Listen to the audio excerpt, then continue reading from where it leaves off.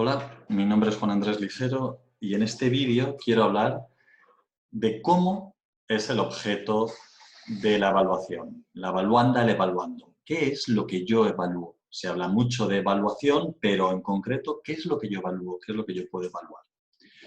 Bueno, pues puedo evaluar, esto sería la fase 2 de la secuencia de la rayuela. En otro vídeo mostramos la motivación y los propósitos de evaluación y en esta fase 2 estamos hablando de cómo es el objeto que voy a evaluar.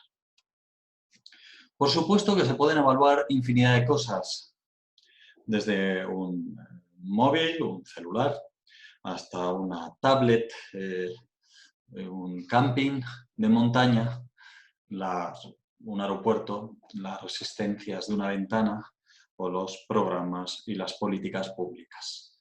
Dentro del gran campo de la evaluación profesional, podemos encontrar evaluación de productos, de output. Podemos encontrar también la evaluación de personas, la evaluación médica, psiquiátrica, de recursos humanos. Y lo que nos interesa en esta disciplina, en este recorrido que estamos haciendo por las diferentes preguntas o nodos del proceso de evaluación, los programas. Entendiendo programas en una definición amplia de proyectos, servicios e instituciones. Esos son los diferentes campos que serían susceptibles de ser evaluados. Dentro de estas intervenciones con un cierto grado de estructuración, podemos diferenciar entre programas, proyectos, planes y políticas, es decir, acciones concretas que tienen unos objetivos, por lo menos discursivamente, bien definidos, y las organizaciones, entidades que los promueven, los ejecutan o colaboran o cooperan con ellos. Los servicios, las organizaciones, las empresas y las entidades. Ambos tipos de objetos públicos son susceptibles de ser evaluados. También las normas, las iniciativas legislativas y las estrategias. En definitiva, como decía al principio, cualquier tipo de acción u organización con cierto grado de estructuración es susceptible de ser una evaluanda, un evaluando. Entonces, por sintetizar los contenidos vistos, tenemos programas, proyectos, planes o políticas, como las acciones que se ejecutan, estructuradas, para cubrir, solventar, solucionar unos determinados problemas, los servicios, las organizaciones, las empresas y las entidades, y las normas y estrategias. Acciones con una estructuración y con al menos una voluntad declarada de cumplir ciertos fines. Pero no evaluamos dentro de esta disciplina de la evaluación de programas y políticas, no evaluamos productos exclusivamente, puede ser que los outputs, los productos dentro de estas organizaciones sí que sean evaluados, pero tampoco personas, que es un campo de la evaluación, sin lugar a duda interesantísimo, pero que no es nuestra competencia. Y la pregunta que les hacemos es si el objeto de evaluación que se estaba planteando, por ejemplo, un fenómeno social, un determinado comportamiento de los jóvenes, no está dentro de esta lista, como no está, entonces es que probablemente no estemos ante un ejercicio de evaluación. Estaremos ante otra cosa interesantísima, pero nosotros no estamos evaluando dinámicas sociales. Lo que evaluamos son las intervenciones, las políticas que tratan de cambiar esa realidad o reforzarla o modificarla. ¿Y cómo son estos objetos, estos programas, proyectos y políticas o estos servicios públicos? Bien, y esto siempre me surge una determinada pregunta cada vez que planteo esto. ¿Existe igual que existe el celular o igual que existe nuestro amigo Juan o igual que existe nuestras amistades o compañeros de trabajo? ¿Existe con la misma realidad? O, me retracto, ¿existe de la misma forma la Organización Mundial de la Salud? ¿Existe Radio Televisión Español? ¿Existe la BBC? ¿Existe? Cuando hablo de existir es, ¿realmente existe? ¿Tiene existencia? Bueno, escucho varias voces, pueden ser sís, nos.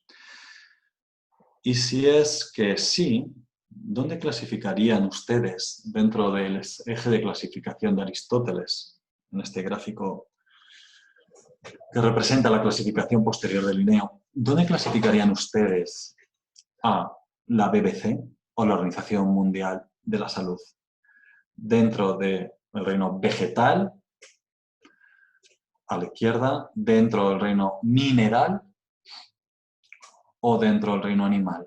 Aunque estemos tentados de decir alguna cosa, realmente la Organización Mundial de la Salud, Naciones Unidas, no pertenece a ninguno de estos reinos. Tendríamos que recurrir a la sociología para introducir un nuevo tipo de objetos que están en la realidad y que no tienen una consistencia material, pero que no podemos negar de su existencia, como puede ser la Organización Mundial de la Salud, la Universidad Complutense o la BBC. Cuando dudamos de esto de que si es palabrería, decir, bueno, es que si no lo puedo tocar, no existe.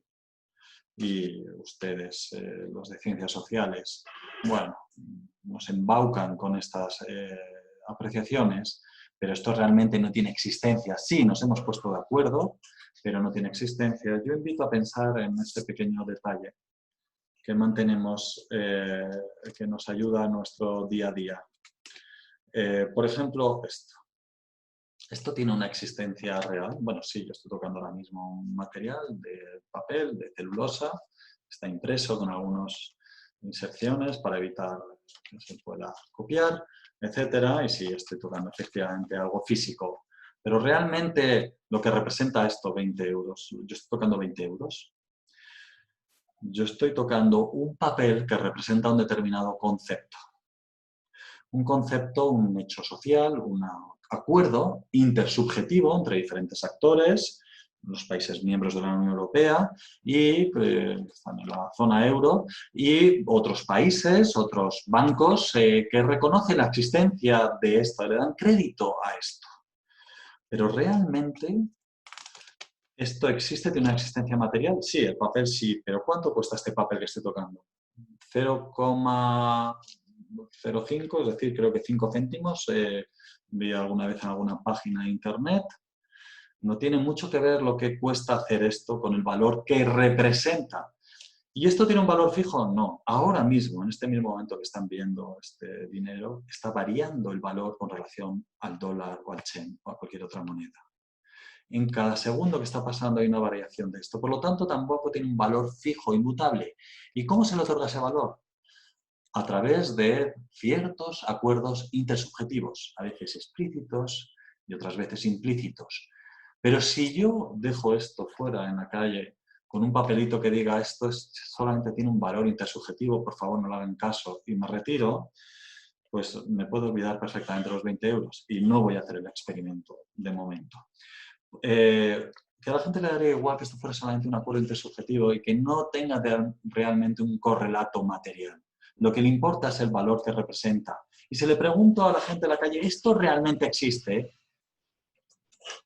Se puede imaginar la respuesta. Por lo tanto, cuando hablamos de programas y servicios públicos, estamos hablando de objetos que tienen la misma consistencia que el dinero, que es mucha, que están construidos intersubjetivamente. Lo mismo nos ocurre con otro tipo de objetos, como la Unión Europea, como el dinero, les he comentado, como organismos administrativos o servicios públicos. Que si nos ponemos a buscar la definición estricta, nos damos cuenta que puede ser tautológica y que no nos explica nada. Pero lo que sí sabemos es que, aunque no sean tangibles, aunque no sean personas, aunque no sean solamente ideas, aunque no sean solamente papel, es una conjunción de todos estos elementos.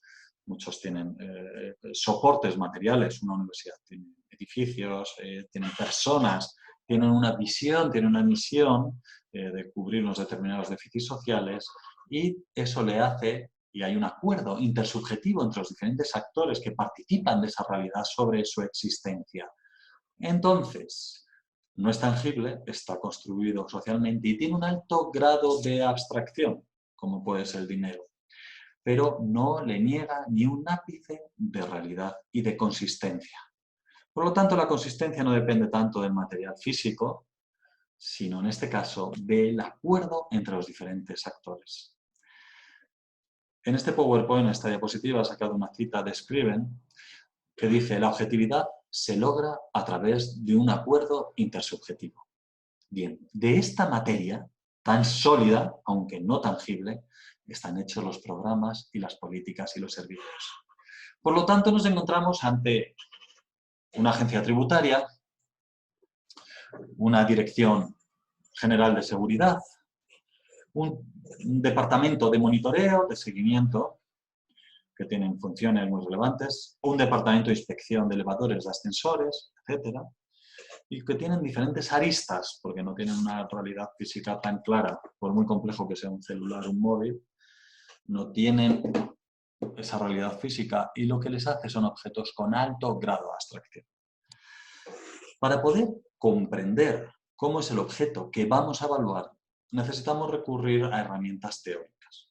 Y en este caso los autores, las autoras han hecho su trabajo y nos proponen una serie de perspectivas que nos ayudan a ver los contornos de los diferentes objetos. Recuerdo un artículo de Content of the Evaluation.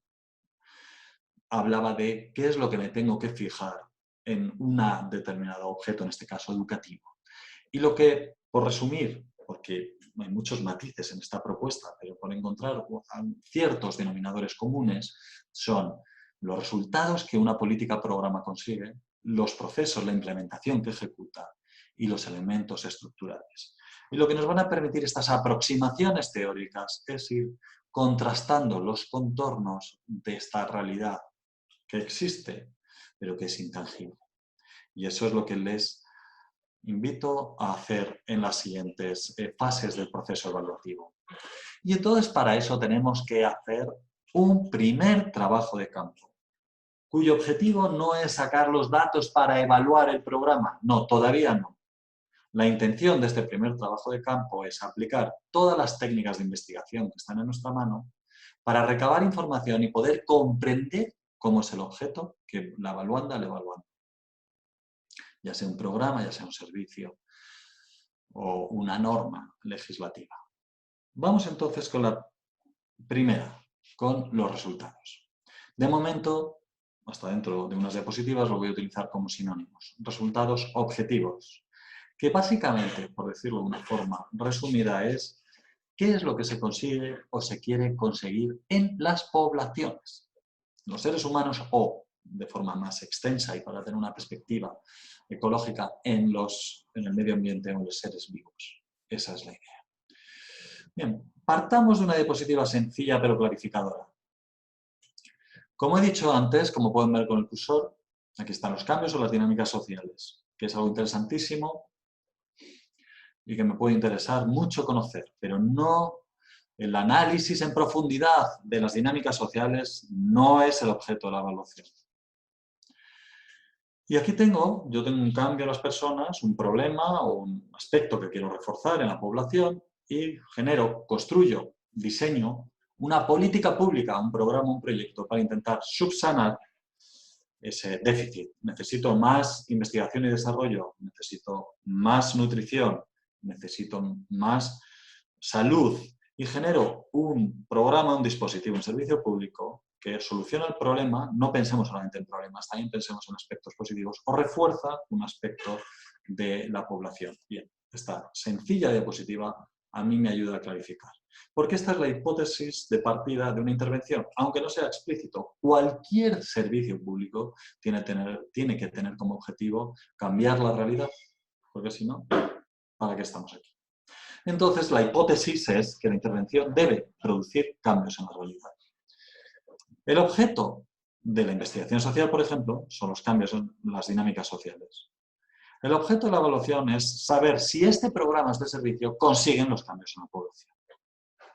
Muy bien.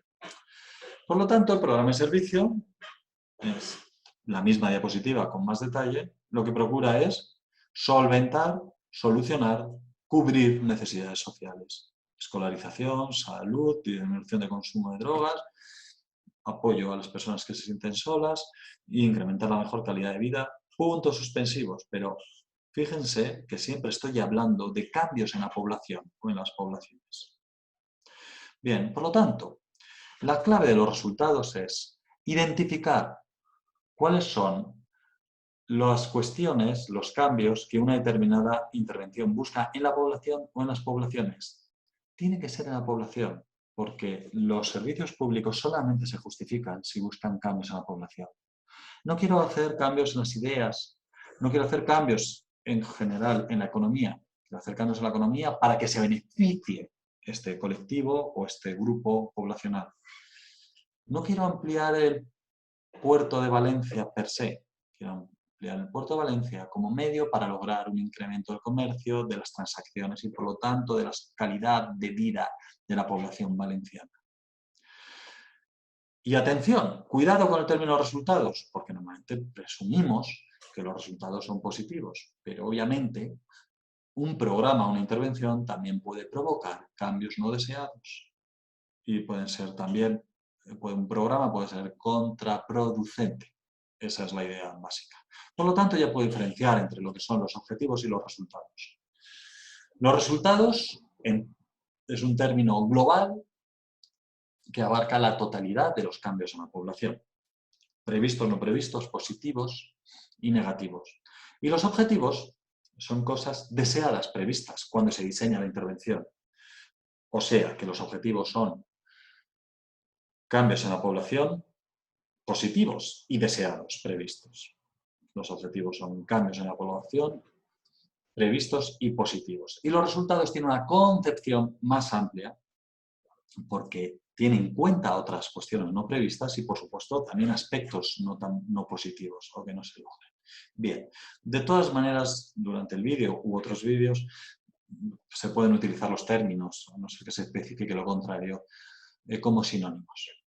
Bueno, pues ya vamos avanzando en esta idea y hay muchos sistemas de programación en las administraciones públicas o en los financiadores privados que intentan clarificar la jerarquía de los objetivos. Los ejemplos son múltiples. En Estados Unidos uno de los más conocidos es el PPBS, o en muchos países y en cooperación al desarrollo el enfoque de marco lógico, por ejemplo.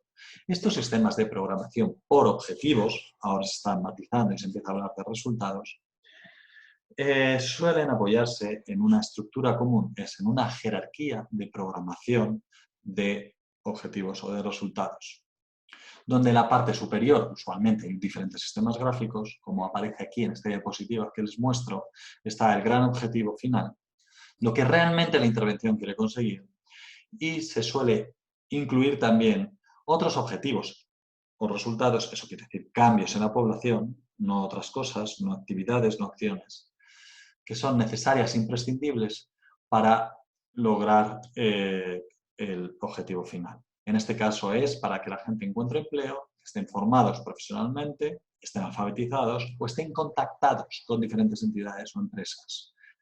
Otro ejemplo de un centro educativo, yo quiero que las personas, los jóvenes se desarrollen cultural, personal y socialmente, es el gran objetivo. Están de acuerdo conmigo que es el gran objetivo de un centro educativo. Y para eso necesito, para que se desarrollen, estén desarrolladas, necesito que tengan competencias como personas, necesito que se genere un desarrollo cognitivo, necesito que estén motivadas hacia el aprendizaje, necesito que adquieran valores socializadores, comunitarios, necesito que tengan entrenamiento social con iguales y con adultos de diferentes roles que no sean sus padres o sus familias y también que tengan hábitos saludables. Bajo este marco teórico, atención a las palabras que estoy utilizando, marco teórico, nos encontramos estos 6 objetivos o resultados intermedios, considero que son las condiciones necesarias y básicas para el logro del objetivo final. Pues me gusta utilizar a veces un ejemplo de yo necesito bajar la sartén para poder cocinar, que la tengo en una balda arriba, pero no llego por mis propios medios, necesito poner una banqueta. La banqueta es un instrumento intermedio para lograr bajar la sartén, pero la banqueta no es el objetivo del programa, solamente como un medio para el logro del objetivo final. Si volvemos a este caso, la formación profesional puede ser un objetivo de otro programa, pero en este contexto, en este caso, es solamente un medio, un objetivo intermedio, para el logro del objetivo final. Y estos sistemas de programación entonces nos permiten diferenciar, que reciben muchos nombres, entre 2 niveles de objetivos. El final, específico, general, objetivo, resultado final, que es lo que realmente una intervención quiere conseguir, y los objetivos intermedios que me ayudan, que son imprescindibles insisto en la palabra, imprescindibles y necesarios para el logro del objetivo final. Porque si no fueran imprescindibles, no tendrían que estar. Si no fueran necesarios, no tendrían que estar. Muy bien, entonces, ¿qué nos encontramos? Otro ejemplo, reducción del consumo de sustancias, en este caso me parece que era alcohol y cannabis, de reducción del consumo, un modelo de Baldwin en California, dice este teórico que si generamos autoestima, habilidades para la vida en general, información sobre las sustancias, información objetiva sobre las sustancias y unos hábitos saludables, se logra una reducción del consumo del alcohol o del cannabis. Bien, estos 4 objetivos son solamente un medio para el logro del superior y el autor considera que son los necesarios y suficientes, como si fueran condiciones lógicas, como una ecuación para el logro de la reducción del consumo. Y lo plantea de esta forma, considera el autor de este modelo, Baldwin, que si falta alguna de ellas, no podremos lograr en la medida deseada el logro del objetivo final. Y todo lo que hay en la diapositiva son cambios en la población, pero unos están en función de otros, como una condición. Muy bien. Podemos también ver este caso de la integración, de un modelo de integración en un barrio del sur de Madrid, donde el objetivo es la integración y para eso se piensa que hay que romper el esquema de bandas de los jóvenes, aceptar las diferencias religiosas, culturales de las diferentes personas, el desarrollo personal, individual de todos los ciudadanos, los jóvenes de ese barrio e incrementar la responsabilización. Y esto es un determinado modelo teórico de una determinada ONG de una ciudad de España para el logro del objetivo final, para bajar esa sartén que se ha planteado. Pero me acuerdo que Carlos Jiménez, un antropólogo de la Universidad Autónoma, planteó esto en una conferencia. En Francia, para lograr la integración, el mismo objetivo que había en la diapositiva anterior, es decir, para bajar la misma sartén, plantean la limitación de los rasgos diferenciados en un espacio público, no se pueden llevar símbolos ni religiosos ni culturales que marquen una diferencia, el espacio público tiene que ser neutro y por eso no tiene que haber rasgos distintivos, se tiene que conocer la lengua, francés, y la cultura de destino, otra cosa es saber qué significa la cultura de destino, pero a priori eso es lo que se plantea, y seguimiento, y eso sí, seguimiento y penalización de la discriminación por color de la piel, por religión, por los diferentes factores que pueda haber. Pero fíjense que es el mismo objetivo final, la integración, pero buscándolo a través de otros. O el otro ejemplo que utilizó el antropólogo sería, en Canadá, según él, lo que proponen para integración es informar a todo el mundo sobre sus derechos. Adaptar dispositivos públicos para el desarrollo de la lengua y las culturas de origen, centros educativos, centros culturales de formación, si uno procede de México, que pueda desarrollar su cultura de origen, su cultura mexicana, y adaptar la normativa a las diferencias culturales en la medida que el marco legislativo, jurídico lo permita, pero poder adaptarlo. ¿Qué 3 formas tan diferentes de conseguir lo mismo? Y además cuadra con esa visión de Canadá, con esa visión de Francia, con esa visión de la intervención de la ONG española. Muy bien, pero ¿qué conclusiones podemos sacar de estas 3 diapositivas que coinciden en el objetivo? ¿Qué conclusión podemos sacar? La conclusión que yo extraigo de esto, siguiendo las orientaciones de Carol Weiss, es que para conseguir el mismo objetivo podemos utilizar diferentes estrategias, objetivos intermedios. Por lo tanto, cada proyecto, cada programa, cada acción pública es una acción específica que dialoga con su contexto, con su entorno.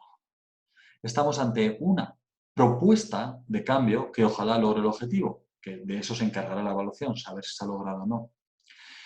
Y cada programa de acción no es la única forma de proceder, probablemente haya formas alternativas para poder conseguir el mismo objetivo en la economía, en la política, en la intervención social, en el desarrollo cultural, en la construcción de edificios, en el asentamiento del terreno, en evitar la erosión. Puede haber diferentes estrategias para lograr esto.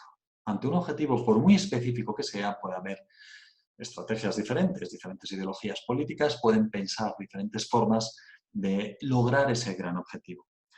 Por lo tanto, un programa, insisto, no es la única forma de hacer, sino es una determinada apuesta, es decir, una determinada hipótesis para cambiar la realidad que ojalá logre sus objetivos. A esta opción específica, contextual, que se debe a un determinado momento o lugar, Carol Weiss la llama teoría del programa, es decir, la apuesta concreta en los diferentes niveles de resultados, de las relaciones causales propuestas entre los diferentes niveles de resultados para el logro del resultado final.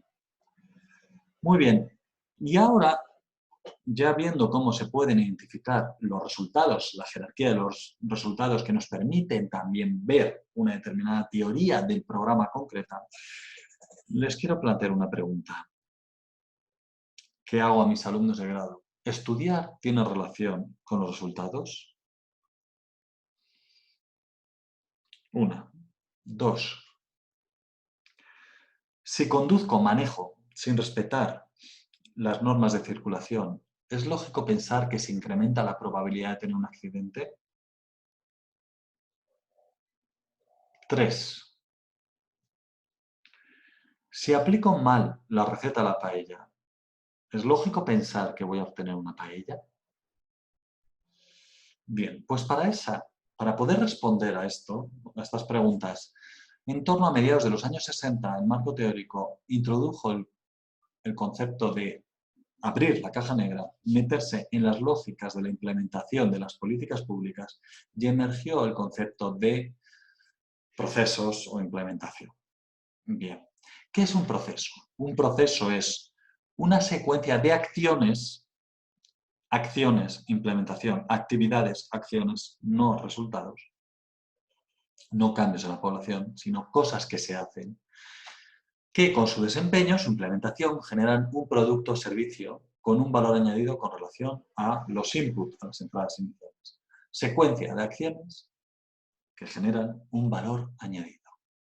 Por ejemplo, la receta del gran maestro, ya por hablar en palabras mayores, de Arguiñano, la receta de la paella.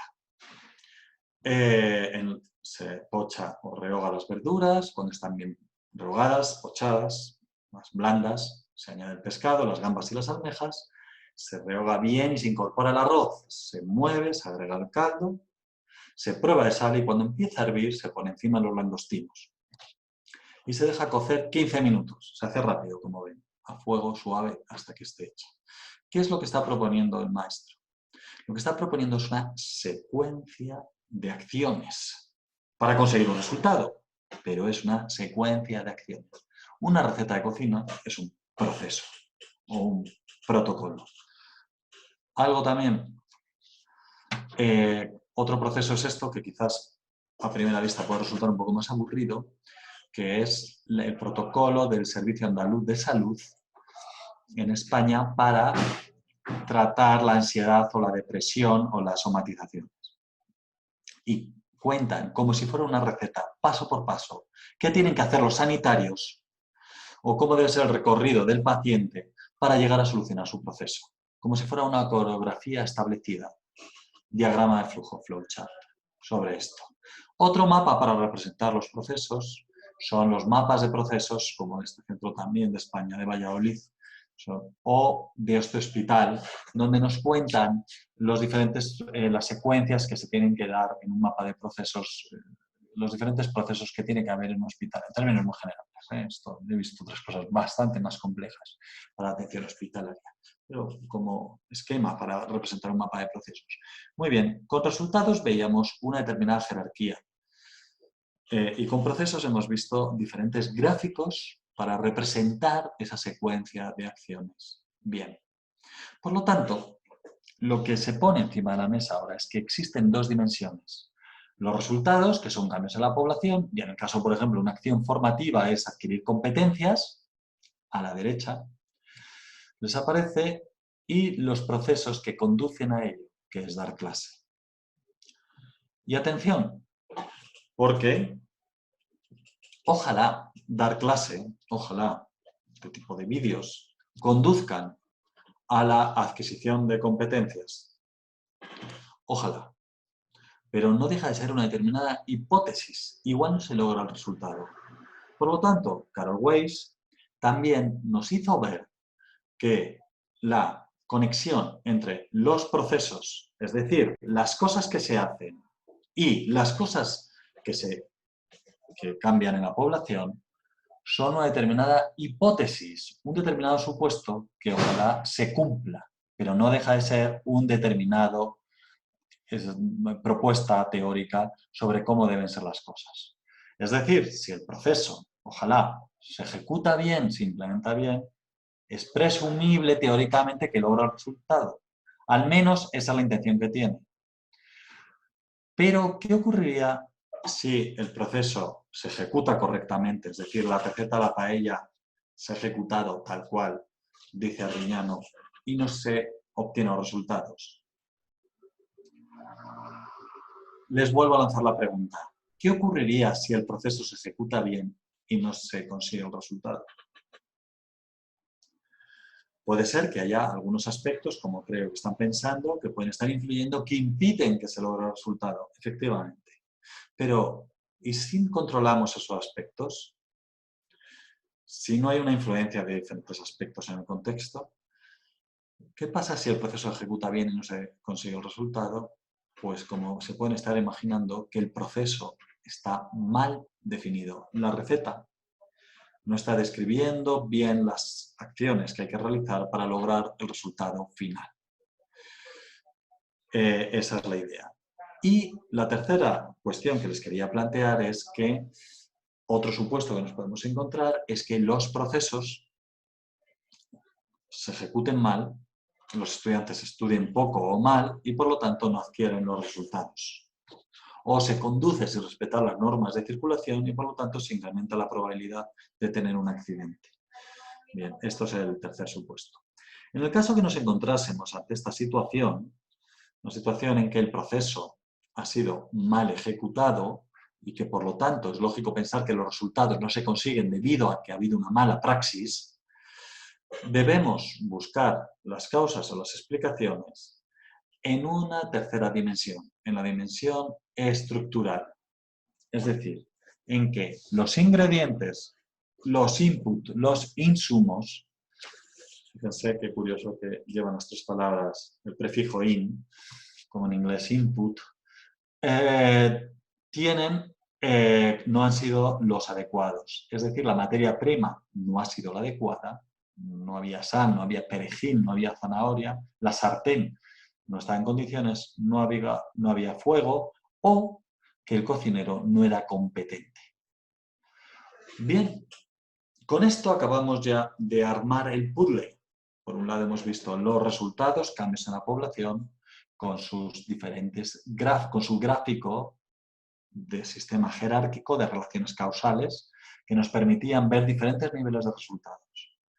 También hemos introducido el concepto de proceso de implementación, mostrando diferentes sistemas gráficos para hacer que emerjan y visualizar los procesos, las cadenas de valor, las acciones de la intervención. Y por último hemos introducido los elementos estructurales, es decir, las condiciones, los medios necesarios para poder ejecutar los procesos. Si cogemos estos tres elementos y los metemos en un gráfico, nos aparece, un nuevo concepto, que son los gráficos o los modelos lógicos, logic models. Como por ejemplo este, que es un gráfico propio, pero que evoca la propuesta de Donna Baden, que era un analista, un evaluador de sistemas sanitarios de hospitales, donde tenemos los resultados, los cambios en la población, las cadenas de acción, los procesos y los elementos estructurales. Y como pueden ver, el gráfico trata de representar las relaciones causales que hay entre las diferentes dimensiones. Aquí tenemos la estructura, aquí tenemos cómo la estructura permite que los procesos avancen, fíjense en la flecha, y estos procesos se supone, teóricamente, que van a lograr los resultados. Pero de eso es de lo que se encarga la evaluación, de ver las relaciones causales que subyacen. Se van a encontrar muchísimos modelos lógicos, como el que tienen en la diapositiva, donde nos encontramos también, fíjense que todos tienen esta graficación, representación en flechas, quieren hablar de esa secuencia de input, activities, outcomes, que nos van hablando de esa secuencia que se va logrando entre ellos. Y esto en verdad son carcasas vacías, que en cada programa, en cada intervención, tienen que ser rellenas para poder tener una visión global de lo que es ese programa, esa política, esa intervención. En definitiva, cuando rellenamos estos gráficos, lo que tenemos es una foto real de lo que es un programa, de lo que es una determinada intervención. Bien, pues un modelo lógico entonces es eso, un diagrama o representación gráfica de los objetivos, actividades, y yo añadiría a esta definición de Naciones Unidas, y los elementos de estructura, con la intención de poder comprender, entender, todavía no hemos pasado a evaluar, entender cómo es un determinado programa. Como ven, aquí les muestro diferentes modelos lógicos de programas. Son carcasas vacías que se han rellenado y ahora ya sí representan, en este caso, el programa, por ejemplo, de Sales Hoy, de Cruz Roja, donde quiero hacer un consumo responsable, que los jóvenes tomen decisiones, que reflexionen, con los diferentes procesos representados por flechas y las condiciones previas para que esos procesos se puedan poner en funcionamiento. Esto es un modelo lógico. Es una fotografía de esta realidad intangible, pero existente, y que necesitamos el marco teórico para ponerle, destacar sus diferentes contornos y comprender qué forma tiene. Por lo tanto, la segunda tarea clave en un proceso es qué dimensiones, aspectos de la evaluanda quieres evaluar, y para eso es necesario identificar cuáles son los resultados o outcomes en los términos en inglés, cuáles son sus procesos, cuáles son la estructura y en función de esto puedo saber dónde se quiere centrar un proceso evaluativo en cada una de estas dimensiones de forma separada, evaluación de resultados, evaluación de la implementación, o evaluación institucional o de la estructura, o evaluación comprehensive evaluation completa, sistémica, o Total Quality Management, de la totalidad del objeto va a ser evaluado. Y para nosotros esto es la fase clave una de las fases claves de un proceso evaluativo. Por lo tanto, hay que identificar los resultados. Nos podemos valer de los diferentes sistemas de graficación de resultados. Tenemos que mapear los procesos. ¿Qué cosas hace la evaluanda? El programa, el servicio público. Tenemos que identificar los elementos estructurales, qué recursos o qué medios tiene la evaluanda. Basta con responder a estas sencillas preguntas. ¿Qué cambios en la población? ¿Qué cosas hace la evaluanda? ¿Qué recursos o qué medios tiene? Y podemos mostrar todo en un enfoque integrado que nos va a permitir entender las relaciones causales, que diferentes autores les llaman diferentes formas, pero cuando hablamos de las relaciones causales internas en los resultados hablamos de teoría del programa, y cuando hablamos de las relaciones de los procesos con los resultados, las relaciones causales, hablamos de la teoría de la implementación. Evaluadores, evaluadoras. Nosotros consideramos que aunque se pueda hacer una evaluación sin conocer el objeto, no va a ser una evaluación precisa y rigurosa. Para ser honestos con el programa, con la población que recibe los beneficios del programa y con el encargo de evaluación, no podemos evaluar algo que desconocemos. Por lo tanto, esta fase es clave en el proceso evaluativo. Hay que conocer cómo es la evaluanda, hay que conocer cómo es el objeto de evaluación. Muchísimas gracias por la escucha de este vídeo sobre los modelos lógicos de los programas.